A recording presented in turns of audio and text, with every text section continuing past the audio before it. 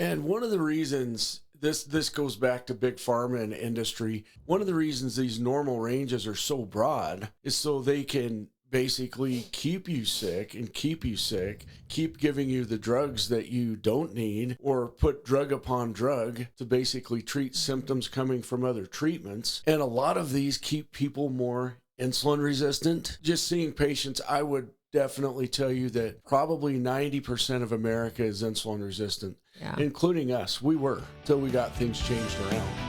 Welcome to Beyond the Labs with Matt and Amy McKinley, where we stop chasing lab numbers and start building real vitality. We challenge conventional medicine, talk business, hormones, and longevity, and help you think differently about what it really means to feel good. Let's go beyond the labs.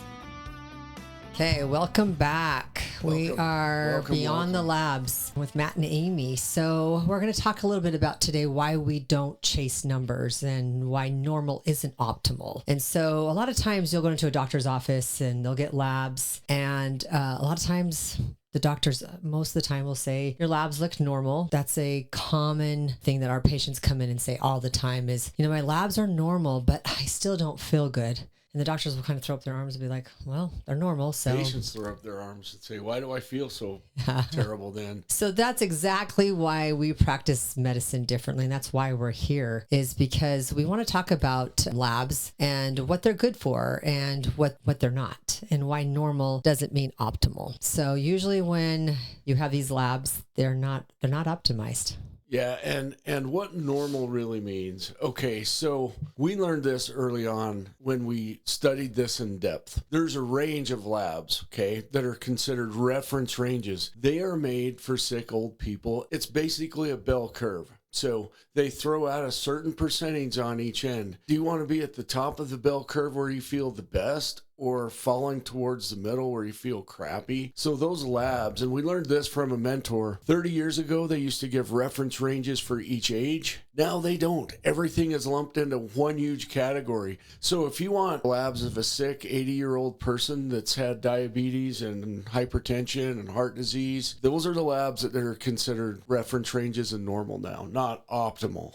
That's not what they were built for. They weren't built for optimizations. They were built for the normal people back in the 80s versus back into the 2000s. And these lab ranges, testosterone levels for young men were a lot higher. Now they've adjusted them because our food source has a lot of pesticides or microplastics or whatever is causing our testosterone levels to go down. So lab ranges are created using population data, and the population often includes people who are tired, stressed, overweight, and as we've gotten older, more insulin resistant. And so someone is told that they're normal, they're often being compared to an already unhealthy population. And so that's what they're being compared to. So if you want to be unhealthy and be in that population, that's where you're at. So normal ranges are not designed to make you feel good. Let me tell you the truth. Lab ranges are not designed to make you feel good. They're designed for doctors to look at to treat you if you are sick. And when I say sick, really sick. So if you are struggling, not feeling good, and your doctor says, oh, I'm sorry, everything's normal in your lab ranges, it's clear that you don't feel good, and they're going off a piece of paper that was designed for sick people, not for people that are trying to thrive. Normal does not mean thriving. It does not mean optimal. And it's true. Labs don't study healthy, thriving people. Most reference ranges are created by taking thousands of lab results. It's kind of what they are. It's from the general population. They're including people who are overweight, they're insulin resistant, they're stressed, they're on medication, undiagnosed thyroid disease, there's perimenopause, sleep-derived inflammation. The big one is inflammation. When they do this, they use, like Matt was talking, this statistical bell curve. And that what they do is they throw out the highest 2.5% and then they throw out the lowest 2.5%. So everything in between, the middle, 90%, becomes normal. Yeah, 95% of those labs. So normal literally means you look like most people being tested, which are sick, obese, metabolically challenged, or insulin resistant. So you're not healthy if you're in the normal ranges, especially when it comes to hormones. And I know, we talk about, blood and CBC, CMP, all that stuff, but it's one of those things where you're not healthy if you're in normal range. And one of the reasons this goes back to Big Pharma and industry. One of the reasons these normal ranges are so broad is so they can keep you sick, keep giving you the drugs that you don't need, or put drug upon drug to basically treat symptoms coming from other treatments. And a lot of these keep people more insulin resistant. Just seeing patients, I would definitely tell you that probably 90% of America is insulin resistant, including us. We were, till we got things changed around. Now we feel great. But these normal ranges or reference ranges, I hate using the word normal or reference. That's the first thing I say when I go through labs with a patient. The first thing I tell them when I start going through their labs is I disagree with a lot of these reference ranges because they're not optimal. They're made by industry. They're made by insurance companies, Big Pharma. They are going against health in general, a lot of them. It's kind of funny because people will come in and be like, my range is, my testosterone is out of range. Well, yeah. And it's, you're right. It's not within range because that's where they're going to keep you sick. Because hormones really don't work like light switches. They work more like dimmer switches. A person can be a normal testosterone, but feel exhausted, weak, depressed, losing muscle, normal other things like estradiol, if they feel inflamed, tired. Thyroid, the same thing. Thyroid is totally mistreated. Feel like they're constipated, they're brain fog, they're cold all the time. But disease-based medicine waits for failure, and optimization-based medicine intervenes at dysfunction. Okay, so prime example, since we've been doing this, so we have a very comprehensive lab panel, and over the 3 years, I've noticed these subtle changes over time. It's almost like the devil coming in and doing things subtly until you're a drug addict, right? Oh, just try it once, It's a little bit like that. I've seen testosterone levels, normal reference ranges, gradually go down. And my patients are catching on to it as well, because they'll come in and go, well, hey, that normal range 3 years ago is now way down. What's going on? And so I tell them my theory: insurance does not want to pay for your treatment. So those reference ranges keep going down. One example would be a normal reference range for testosterone. It used to be 300 to 1200. That alone was ridiculous. No man feels good at 300. I'll guarantee you. Now it's getting down into the low 200s to 900. Yeah. Massive change. So, normal labs are kind of like if your phone battery is like at 18% and it's not dead yet, so you're fine. You can charge it later. Optimal medicine says, but you're not running apps. The screen is kind of dim. It's not working very well, and it's about to crash. So both statements are technically true. Only one actually helps the person. So that's why traditional medicine resists optimal ranges. So I think there's 3 big reasons why traditional medicine doesn't work with optimal medicine. Is because insurance. They'll only pay for disease, not prevention. Number 2, there's no billing code for you feel like crap. So that's another one. You cannot bill for that. That's great. Also, doctors are trained to follow guidelines. They're scared. They're scared to go outside the optimal, normal ranges, because if they do that, what could happen? It's kind of scary. And time. Doctors don't have time to sit with patients and talk to them about how they're doing and where they feel good at. It's easier for them to say your labs are normal and shoo them out the door. That's why we spend an hour with our first consultation, because it matters. We chase people that are chasing us, or people that are swimming towards us. We combine with them and make them the CEOs of their health so they can choose what they want to do. Now, we'll give them suggestions based on what we've seen with experience and what's helped others and ourselves. But ultimately, each individual chooses because they're the CEO of their health. We are trying to empower them to become their best selves. And when that happens, I'll tell you what, it's brought us the most happiness we've done in our full careers to this point. Yeah. It's been pretty amazing. We're making people, or helping people, get to their end point or their best self and then stay there, instead of this fluctuation or feeling crappy and then feeling good. It's like, get to where you're living your best life and then stack those days, those weeks, those months, those years together. It's one of those things where, we do use labs as guidelines. We do. But we don't use them to treat people. We listen to them. We listen to how they feel. Are they sleeping? What are their energy levels? Are they gaining weight and, not being able to lose it like they used to? That's another thing. It's like, I used to be able to in my 20s and 30s, but now in my 40s and 50s, I can't. Insulin resistance, focus, motivation goes down.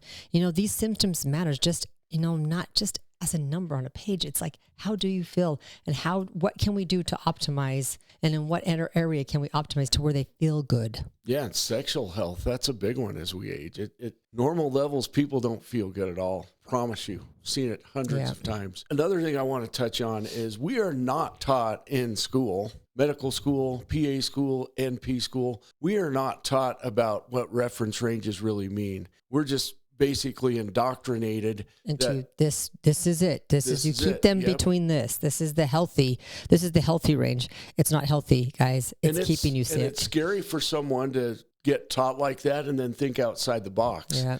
But you have to. It's like, there's so many things in life. If you just stay normal or below normal, is that the way you really want to live? Hell no. Yeah. You want to live your best life today and forever, and not just settle for mid or par. Well, and don't get us wrong. We do use labs like PSA levels. I mean, that we use those as guidelines too, to help us those are some things that we do use.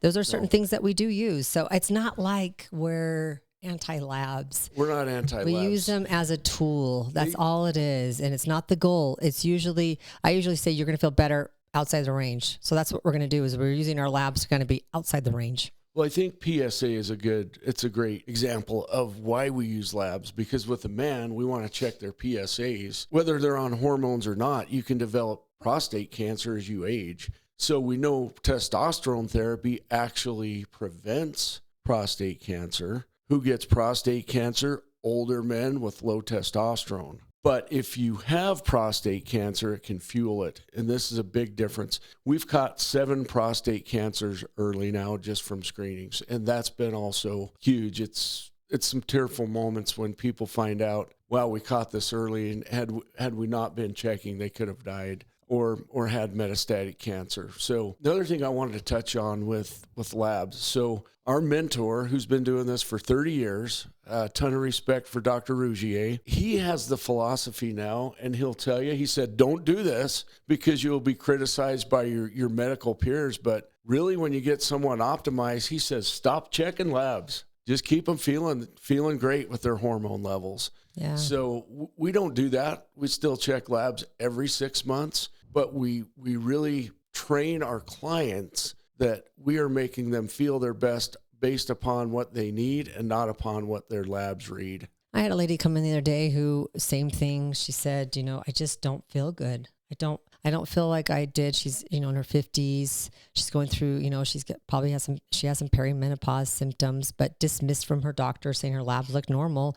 There's no reason why she should be feeling that way, and he couldn't help her. And so it's just frustration of going to doctor after doctor, not knowing what's going on. And, explaining to patients. And a lot of times when patients come in, we get their labs, and I'm all about education. We run a business. And, in a business, you need to make money. However, it's more than that for me. For both of us. It's more about educating you on why this is, and about hormones. And now you can go out and tell other people about hormones, what progesterone and progestins are different, why estrogen and estradiol is different, why the pharmaceutical companies can't brand your hormones. I just think it's so important to understand that.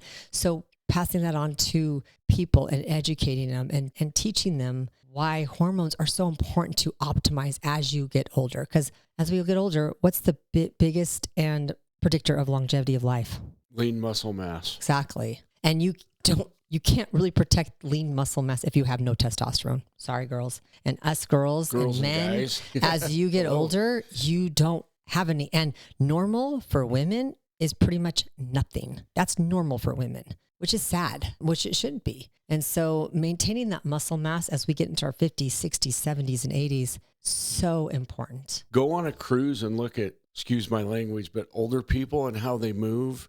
And that's your normal labs, guys. Just go look. That's what you're getting judged off of, is that's your normal. They're okay now with just getting by. And Amy and I went on a cruise about a year ago and saw that, and we're like, oh my gosh, what a problem in not just America, but the world, how people just accept dwindling away. And that is no way to live. I had an experience this week treating a husband and a wife together at the same time, which is phenomenal because they feed off each other. They have great energy and they help each other. They understand what's going on. But I was seeing the husband, and he said, how are you doing? And he's been on our program, our hormone optimization program, for about 6 months. And I knew he was doing great because I'd seen him in other follow-ups. But at 6 months, we get labs again. We went through his labs. And I said, how are you feeling overall? And he looked at me, and he couldn't speak. It took me back. He's like,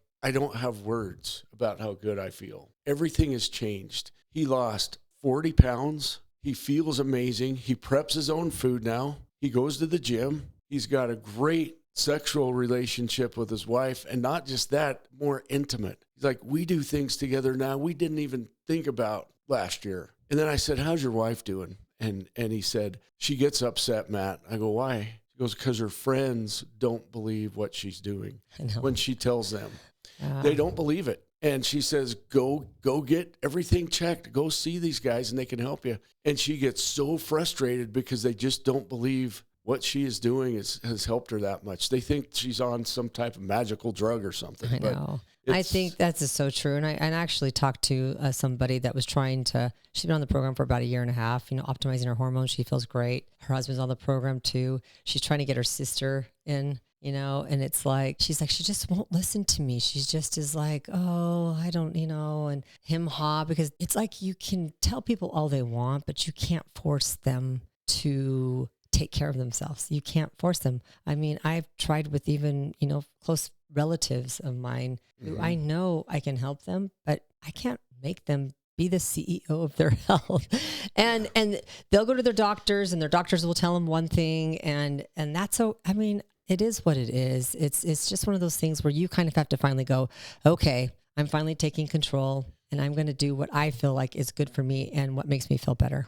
Yeah. At first, when we started this, when someone would come back and say, well, my doctor said this, I used to kind of cringe and go, okay, am I doing everything right? Am I checking the boxes? Now, after helping thousands of people, I love it when someone comes in and says, my doctor says this, not because of ego, not because of wanting to sound like I know more, because I don't. I'm an average guy, average IQ. But I study and I learn things. I will work harder than other doctors to get patients feeling better. And Amy does the same thing. But I love it when someone comes in and says, my doctor said blank, I'll say, well, is he an expert in hormones? No. Okay. Has he done a fellowship course in hormone optimization? No. And pretty soon they answer their own questions. They don't say those things anymore. The clients, they're like, yeah, I feel so much better. And longevity is huge. So we're seeing patients mostly in their 30s through 80s now. It started out kind of with a focal age of